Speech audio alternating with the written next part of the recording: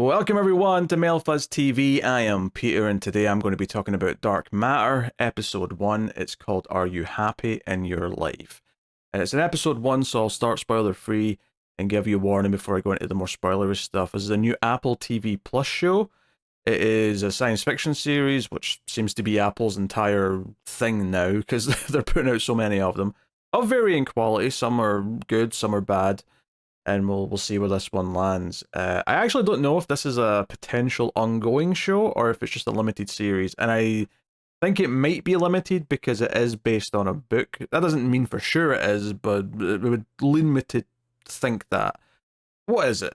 Is a question. I actually don't know how much of the premise is a spoiler because I don't know how much they told everyone in the market, and I didn't see any trailers for this. I didn't even see the poster for this. As soon as I saw the poster after I watched this first episode, I went, "Oh, okay. I guess I should have known some things going into this just based on what it was being pitched as." Instead, I went in completely blind. I had no idea what this was. I had no idea what the type of sci-fi it was going to be, other than maybe what the name suggests. Also, not to confuse this with another TV show, because there was a sci-fi show, as in the channel Sci-Fi, the network, who it was called Dark Matter, just like this one, but from like 2015, and it was about a group of characters on a spaceship or something like that. I vaguely remember watching the pilot of that back in the day. So it does feel like this is relatively quick. I mean, even though that's like 8 years ago now, or hell, 9 years ago now, it still feels like relatively soon to have something else with the exact same name. But hey, we're here. We're going to see how it is. It's got some big cast members. It's kind of its big selling point is that Joel Edgerton is the lead in this show, supported by Jennifer Connelly and Jimmi Simpson as big names, and then Alice Braga kind of rounds out the big, but the main cast. I mean, she's not like a big star herself, obviously, but I have seen her in other shows. I've seen her name pop up in some different things. Um, like I say, I don't know how much should be considered spoiler for this, so I'm going to keep this very, very short and brief, the spoiler-free section, and I'll just say that there's a sci-fi mystery element that's going on, where the first episode is largely just about setting that up, which is this guy who's a family man. He lives with his wife. His name is Jason. Wife is played by Jennifer Connelly. She's Daniela.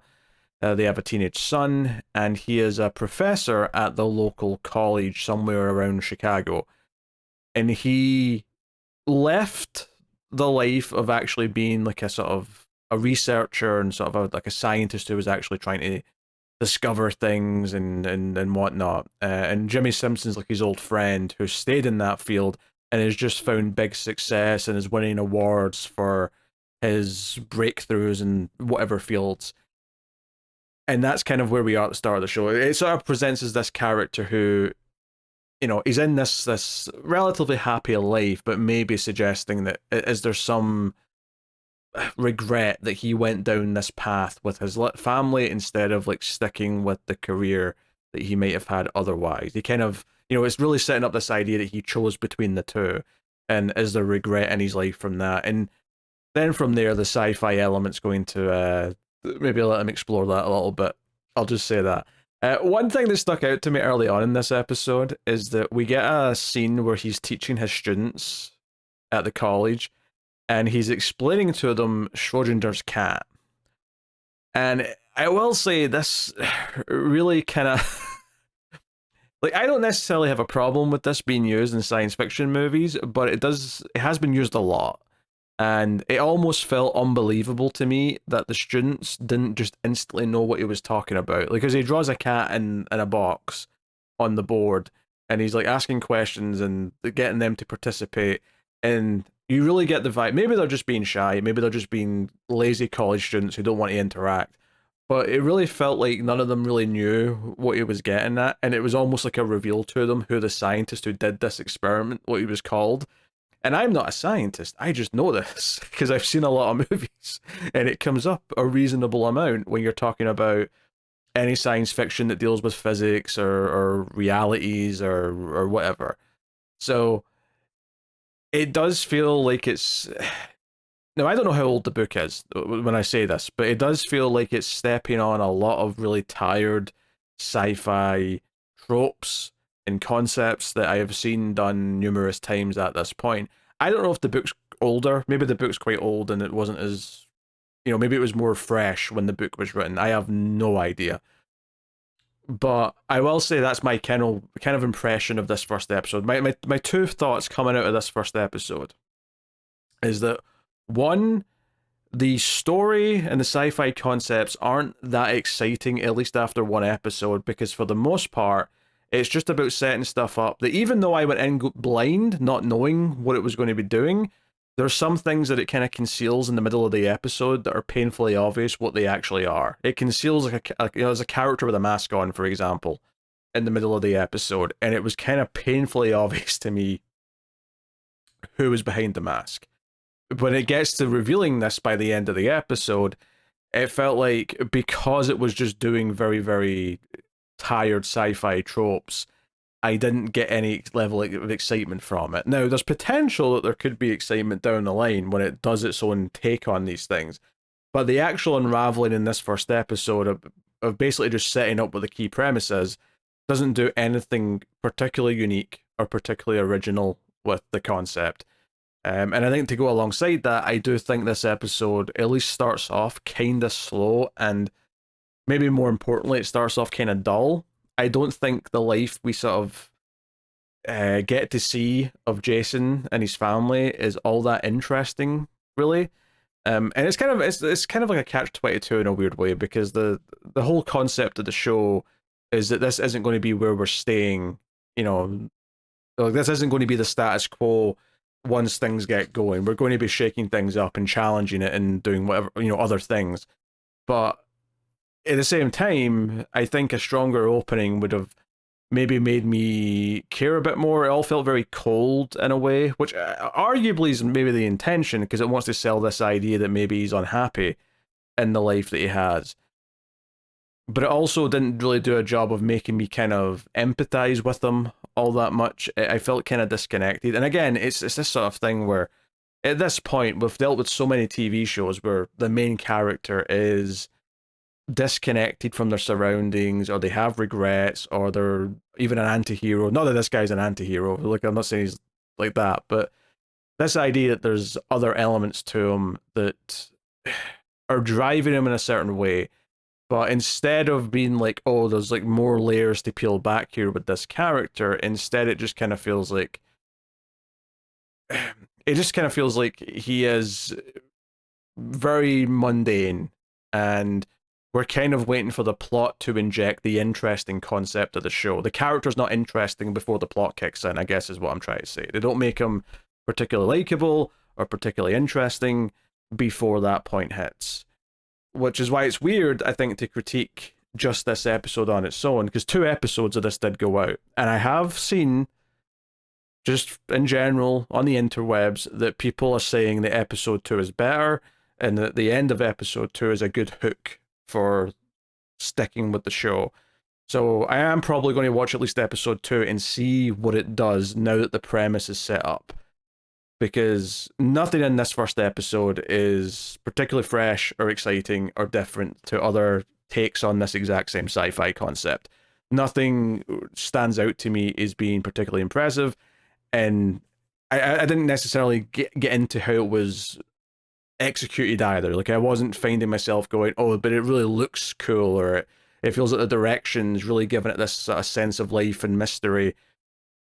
It felt kind of by the numbers in a lot of ways. Not that it looked bad, just very by the numbers, and not leaving me with much excitement. So I'll say that. I think at this point I'm going to give a sort of spoiler warning, because I'm going to have to talk about what the show's actually doing and what the concepts actually are. So, and that's pretty much what the whole first episode's about setting up anyway. So that's basically just a full spoiler warning for the episode. So spoilers from this point on. So what we're dealing here with is alternate realities. And as soon as he's explaining the Schrodinger's cat in the box thing, and like, there's two possibilities that exist simultaneously. Is the cat alive? Is the cat dead? And until you open the box, both are true, kind of thing, right? It's that type of sci-fi. So halfway through the episode, when he is abducted by a masked man held at gunpoint, forced to take off his clothes, hand over his phone and all of his belongings, and he's given some other clothes to wear, and then he's injected with something. I have to admit, this entire time, I was like, this is obviously another version of him. It was painfully obvious, because they do a thing where you see the second version of Jason, and I'm assuming that if I keep watching the show, I'm going to have to actually come up with ways to differentiate them by name. But, Jason B, we do actually see earlier in the episode, we see him go to like a secret area and note down like what his day was, but at the time you'd think it's just the same character, so it's like he's keeping track of what he's been doing. He writes down what he did in class that day. So when you get the realization later that this is a second Jason from an alternate universe, it means what he's actually doing, because that's the story of this episode, is this second Jason stealing this Jason's life. He is choosing to swap places. This is a Jason that did pursue his scientific career. This is a Jason that won prizes, that Jimmi Simpson won in this universe. He's had all this success, but he doesn't have a wife. He doesn't have a family. And this idea that he has these regrets, and he is forcibly swapping with this Jason. And he even says to him, again, with the mask still on, he says, hey, is there anything in this life? Do you have regrets? He says something to that effect, which kind of just sits, it hit home. But as soon as the abduction started, there was something about the fact that they were concealing his face when it's a first episode, and there's very few characters we know that it could be that would mean anything to us. But also, it just I instantly went back to that earlier scene where we'd clearly seen this second Jason, and I'm like, okay, I get what that scene was now. It was a second Jason researching and preparing to take this guy's life. So yeah, I mean that's the whole gist of the show. The second half of the episode is Jason wakes up and he's like basically found by like a team of scientists, and they take him back to some sort of lab, some sort of research facility, and they're like, hey, you've came back. You're finally back, and you're the only one who's came back, and you seem to be a little foggy with your memories right now, but we can't wait to find out what you did. So clearly there was some kind of research project at this lab in Universe 2 where people were sent possibly into other universes, and most of them haven't returned, probably because it's dangerous or whatever. Maybe there'll be more to that they'll reveal down the line. And they've expected that their Jason would come back. What's actually happened instead is that their Jason has abducted and swindled the other universe's Jason into coming back to their Jason. So he doesn't recognize his apparent girlfriend, played by Alice Braga, in this second universe. He doesn't seem to understand why he's there or what's going on. He has to actually make an escape, and he runs to his house, which is the same address, funnily enough. That was lucky. It also seems like his counterpart's phone and keys were left with him, so he's able to get in. Because I was questioning, it's interesting that it's the same lock, which it may still be the same lock, but I think because he's ended up with his phone, he's probably ended up with his keys as well. Either because the other Jason left them with them, or maybe the science lab just gave them to him when he was, waking up, effectively. They just left them out for him. But, so we get this thing, and it kind of intercuts between him getting into the house and seeing this different decor, seeing Alice Braga, who plays Amanda, there instead, wondering where his son's room is, seeing all these awards that he's apparently won, and be like, no, this isn't right. And this is the thing, at least this character, as much as he is someone who should be able to understand the concepts of what's happening to him, once he actually hears what's going on or stops to think about it now that he's seen enough evidence, it does make sense that he is very confused, because from his perspective, he doesn't know this is possible. He's just been abducted, woken up, and now all these things have changed. Like, he really is going through the process of realizing that something is wrong and that something isn't quite right. And as we see all this happen, we see Jason B, for lack of a better term, we see the mask off, we see him walk in, and he immediately goes to kiss Jennifer Connelly. He has to make up to her a little bit because she's mad at him for like being late and whatever, but he basically sweet talks her. And what's interesting about that is that he gets some details right about their past, which either indicates that he's done a serious amount of research, because he he asks her to say, I mean, to be fair, he does ask her to say it rather than just bring it up himself, but he does say, hey, what did I say to you when we were starting this life together? Do you remember? And it seems like he has done his research, and obviously he's come to really want this, original Jason's life. He wants Jason in his life. So we get kind of a sinister ending where he's actually going up to the bedroom with her, and they're going to have sex, and she notices the wound on his arm that he actually got because Jason A was fighting him off earlier and stabbed his arm. So he's got a bandage on his arm, and she's like, what's that? So it's actually quite sinister in a lot of ways. She doesn't realize that her husband's been replaced with someone who looks identical. So like that is interesting. But that is to say that all of this, not only is it something that I feel like I've seen variations of before, it's not even been that long since we've seen something similar from Apple. Constellation just ended like a month ago, maybe 2 months ago tops. I'd have to go back and check. But that entire show was about an astronaut who comes back down and is swapped into a different universe and is slowly realizing that. Now, this is a little bit different in the sense that the counterpart, the B version of the character, has done this intentionally. They've swapped intentionally out of malice because they want something, because they want this life, right? This idea that both versions of the character are, at least, well, I can't say they're equal, obviously. I don't think the main Jason was having that much regret that he would be willing to make this swap. I think part of this character's story is probably going to be that despite the fact that he has some regrets sometimes, and he does sometimes wonder about how successful he could be and all the amazing things he could have done, ultimately I assume that he's going to be like, no, this is still my family, this is still my wife and my son, and I still want to be with them, and they still trounce all. But this other Jason's just taking it from him. So the thing that caught me off guard, though, when I looked at the poster for the show, and I didn't see it until after I watched the episode, is that the poster has a lot of Edgertons on it, right? There's a lot of them, which suggests that we're going to be seeing more than just two universes, or more than just two Jasons, which is a bit more intriguing, right? That like the poster actually made me think, oh, okay, there might be some more interesting stuff later on in this show, if it's not just going to be a straight two universes. Because honestly, the thought of it just being a straight two universes after Constellation just wrapped up recently really did not feel appealing at all. I was like, I wasn't really feeling this. I mean, it wasn't terrible by any means. Like, it's all very. Everything's of a solid degree. Like, everything's of a solid quality. Direction is solid enough without ever like wowing me.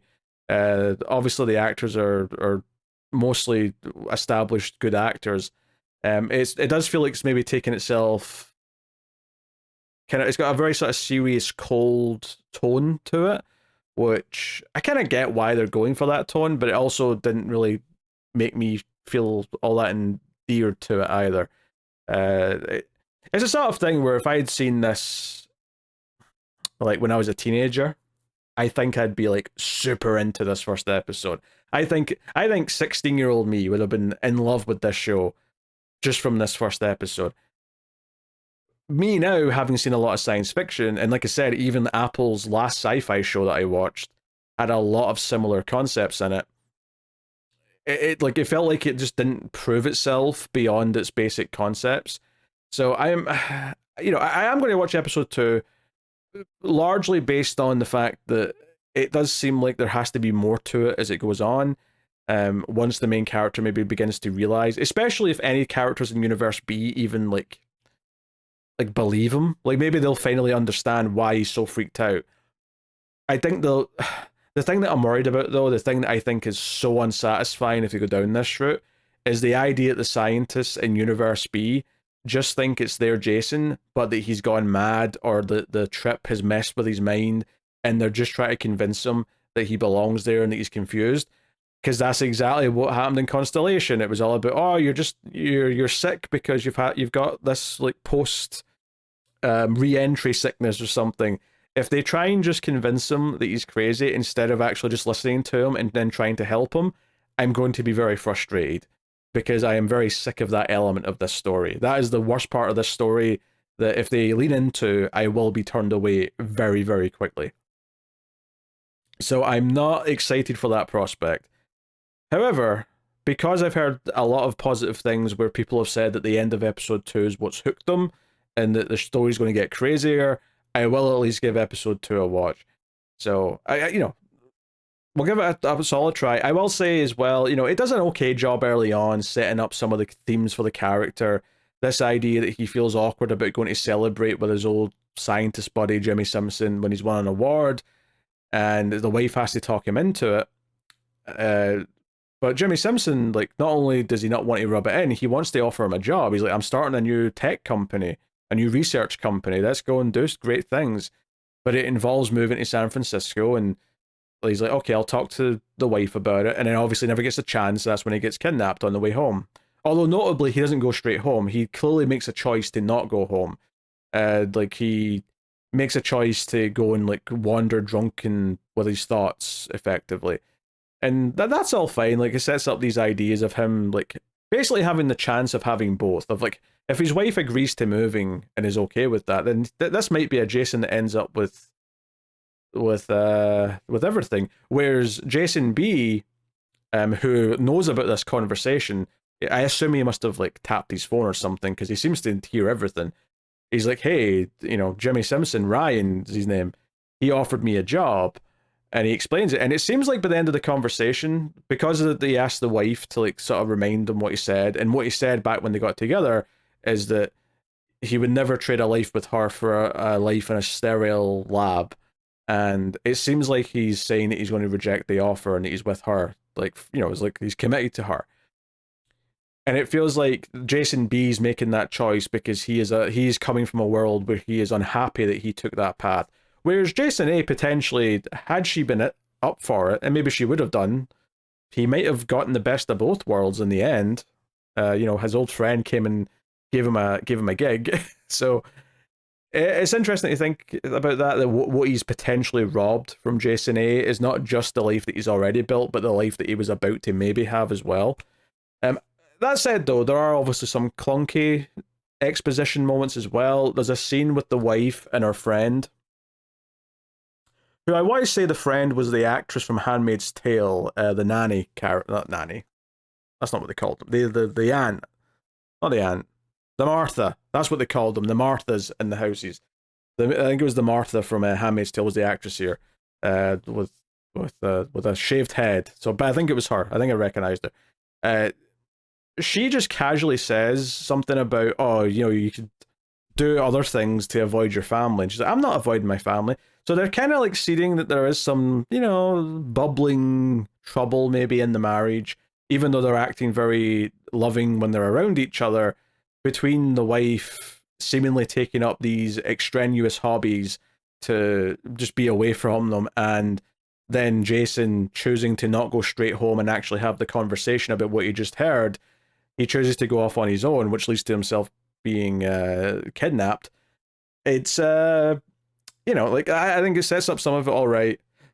The conversation with the wife and her friend felt a little bit too obvious, and like, hey, we're just telling the audience, rather than showing a little moment of hesitation or showing a little moment of unhappiness. Instead, we're just going to have a second character just say it. Like, we're not going to show that she's maybe having weird feelings about her family and her marriage. We're just going to have her friend say it out loud, and that's less interesting. It feels a bit more blunt and over the head. But I suppose one thing, so as much as I do think it's clunky the way it introduces it, the potential though is that she might end up way happier with this new version of Jason. She doesn't know it's a new version, of course, but that could be the sad irony of this, is that this might actually, for her, rekindle the marriage. So there are interesting potential paths that this could take for the character writing, as well as the science fiction stuff. But so far, I wouldn't say it's a super exciting first episode by any means. I would define it as very kind of derivative of sci-fi that I've seen done a fair bit. One of which was very recent on the same network. But mostly I would just describe the first episode as fine but a bit dull. So I really hope that episode 2 gives me a jolt, sells me on what makes this version of this story unique, and gives me something exciting. So I don't know when episode 2 I'll have that review. I'll try. It's probably going to be early in the week, I imagine, early next week, by the time I get to it. But that is the plan. I'm going to look at episode 2 and I'll see if I want to continue. But as of right now, I'm not sure. But by all means, if you've watched the first episode, let me know your feelings in the comments. If you've watched the first 2 episodes, don't spoil episode 2, but please do let me know if you think episode 2 will change my mind, or if you feel more, excited by the show because of episode 2. Very curious to see that. But thank you very much for joining me. I do appreciate it. Of course, you can watch all the content here on YouTube. I don't know why I said that. That was a weird thing to promote. You can support everything over at patreon.com/MailFuzzTV. And you can hit the like button, all that stuff. Helps out a bunch if you do. More people will find us. Check out the other TV reviews. Check out the Mail Fuzz Movies channel for the movie podcasts. But thank you very much for joining. I always appreciate it. Keep watching TV. Have you got any vanilla?